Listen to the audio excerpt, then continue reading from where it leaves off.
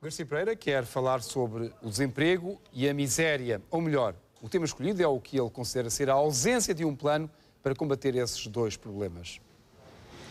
Pois, eu escolhi esse tema porque nós estamos hoje a assistir à tentativa de aprovar no Governo e no Parlamento uma série de medidas que não passam de medidas do Bloco de Esquerda para salvar o Partido Socialista. Porque, na verdade, Portugal tem hoje um problema grave para resolver, que é o problema nacional, que é o desemprego. Recentemente foram divulgadas as estatísticas do Eurostat, que mostraram que a nossa taxa de desemprego são 10,2%, eram em outubro deste ano 10,2%, o que corresponde sensivelmente a 567 mil trabalhadores desempregados. Se adicionarmos a estes trabalhadores desempregados os chamados inativos disponíveis, ou seja, os trabalhadores que, estando efetivamente desempregados, no entanto, não se inscrevem nos centros de emprego, porque já perderam a esperança de voltar ao mercado de trabalho, e o subemprego visível, que são os efetivos desempregados, mas que vão fazendo um pescate aqui, um pescate ali, para procurarem subsistir, nós chegamos a um número da ordem dos 717 mil desempregados, dos quais, ainda por cima, apenas uma percentagem de metade, neste momento um pouco menos de metade, é que recebe o subsídio de desemprego. E, portanto, nós temos mais de 700 mil pessoas desempregadas num desemprego que é, aliás, galopante, porque Portugal foi também neste período o país em que a taxa média de destruição de emprego foi o dobro da média da União Europeia, e em que, ainda por cima, apenas uma percentagem, cerca de metade desses trabalhadores, recebe o subsídio de desemprego, e mais ainda assistimos a esse facto inaudito,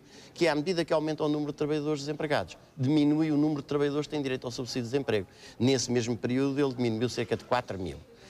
E esta aqui é a questão, aqui se ali ainda uma outra, que é mesmo em relação aos trabalhadores desempregados. Hoje passamos a ter um número crescente de pessoas que têm um emprego, mas que são pobres. Isto é... Mas qual é a solução para esse problema? Pronto, já lá vamos. O que eu quero aqui chamar a atenção é que temos um trabalhador que é empregado, tem um emprego, recebe um salário, mas depois tem de ir bater à porta da misericórdia para comer uma sopa, porque o salário que recebe é um salário absolutamente miserável. Ora bem, ninguém se preocupa com isto. Quer dizer, com um programa económico e social de desenvolvimento do país, com os investimentos públicos e também privados que é necessário fazer, com a criação da nossa capacidade produtiva, ninguém se preocupa. Mas o Governo já anunciou planos, ainda na semana passada, o anúncio de que irá avançar o TGV. Esse não é um investimento, esse é pura e simplesmente dinheiro deitado à rua para servir os interesses espanhóis e não o serviço do país. Os serviços do país exigem, volto a dizer, talvez pela terceira vez consecutiva, que é uma linha férrea de alta velocidade e bitola europeia. E não aquilo que o Governo se prepara para fazer, que é o que serve aos espanhóis, mas não serve nem Portugal nem Europa. Mas a verdade é que nós não vemos... Vejo aí sintonizado com Manuel Ferreira Leite. Não necessariamente. Que tem o mesmo argumento. Mas olha, mas não é o problema, a mim me preocupa um pouco quem são as pessoas que porventura concordam ou que não concordam. A questão está em saber se o argumento é verdadeiro ou não, e o argumento é mais do que verdadeiro. Efetivamente, não me queria desviar muito por aí para não me desviar do tema, mas a verdade é que aquilo que o Governo português se prepara para fazer em matéria de transporte ferroviário é um erro histórico de consequências gravíssimas para o país. Voltando ao ponto. Eu diria que, com o problema do desemprego, quer dizer, nós hoje vemos deputados e governantes parece que estão muito preocupados em saber se o senhor A pode casar com o senhor B, mas não em saber se o senhor A tem um emprego e tem um meio de subsistência e se o B tem pão para levar à boca. E nós já levamos 2 meses... Aí está a subscrever o Presidente Cavaco hoje. Não sei se estou a... Foi o que ele disse hoje. Não creio que tenha dito exatamente isto, mas também estou um pouco preocupado se porventura há alguma coincidência. A questão é esta. Nós temos um problema no país para resolver e tudo o que seja tomar medidas, digamos, fora disto, representa apenas uma coisa: a fuga às responsabilidades e a tentativa de encobrir a incapacidade de traição de atacar estes problemas. E, aliás, chamo a atenção para que, para além disto, agora o PS, pela boca do engenheiro Sócrates, já vem dizer que quer discutir um outro problema que é a regionalização, sobre o qual, recorde-se, foi feito um referendo que rejeitou a regionalização. Portanto, nós estamos aqui perante uma situação de permanente fuga a adotar a única questão que devia ser adotada, a enfrentar a única questão que devia ser enfrentada, que é a questão do desemprego e a definição e aprovação e aplicação de um programa de desenvolvimento económico do país e um programa de combate ao desemprego com medidas absolutamente imediatas. E um governo ou está aqui para resolver aquele que é o principal problema do governo do povo português, ou não está e deve-se ir embora. E se não vai a bem, deve ir a mal. declaração final? E eu escolhi exatamente o mesmo tema, não combinámos, mas coincidentemente escolhemos o mesmo tema.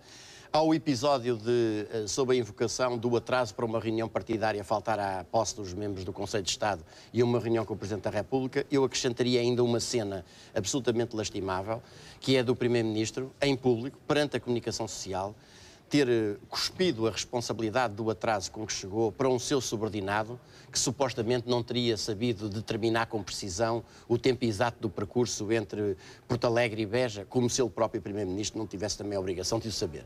Mas isto mostra bem a falta de caráter, a falta de respeito, a falta de cultura democrática, a falta de chá de pessoas como José Sócrates, revelam quando chegam ao poder.